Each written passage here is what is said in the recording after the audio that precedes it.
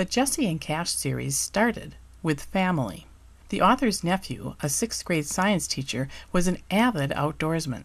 He moved his family to Wyoming to do more hunting and fishing.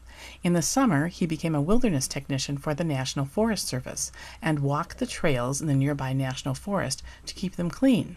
His picture is on the cover of the first book in the series, with a llama that he used as a pack animal.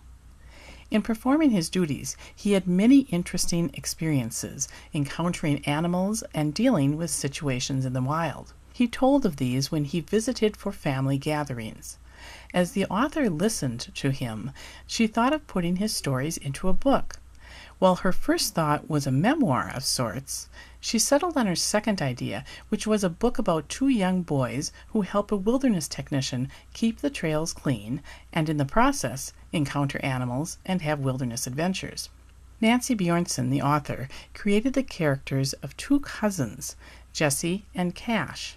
In the first book of the series, Jessie and Cash and the Fool's Gold, Jessie's dad sends Jessie to stay with his grandparents for the summer. Dad is concerned about Jessie getting into trouble with his friends.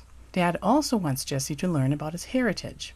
Jessie is not happy about being away from his friends, but that changes when he becomes a wilderness volunteer. His cousin Cash joins him, and they have many outdoor adventures. By the end of the book, Jessie and Cash have become good friends, and Cash invites Jessie to spend Christmas vacation at his home on Madeline Island. Since the boys had come to life in the author's mind, she wrote a second book, Jessie and Cash and the Illegal Trappers, about that visit.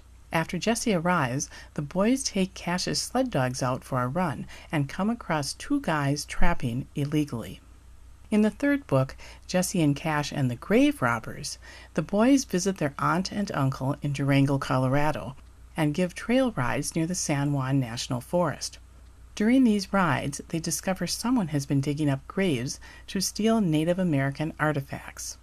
The fourth book, Jessie and Cash and the Missing Man, follows the boys to Goat Rocks Wilderness in Washington State, where they work for the Student Conservation Association rebuilding a trail. At the end of the trail, they find the missing man. With more of the boys' adventures in mind, the author wrote a 5th book, Jessie and Cash and the Skeleton Stash. In this book, the boys go on a 3-week canoe trip in the Northwest Territories. The first night out, Cash stumbles across the skeletons of 2 prospectors. One had left a note that invited the reader to take their pot of pretty rocks. The widow of one of them pursues the boys to get the rocks. That brings us to the 6th book, which was just released.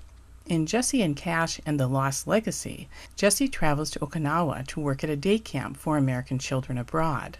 He meets Patrick, who is searching for his lost legacy. Jessie offers to help look for it. The legacy turns out to be much more than Patrick expected. Starting at 3rd grade or younger, if they are good readers, boys and girls love these books.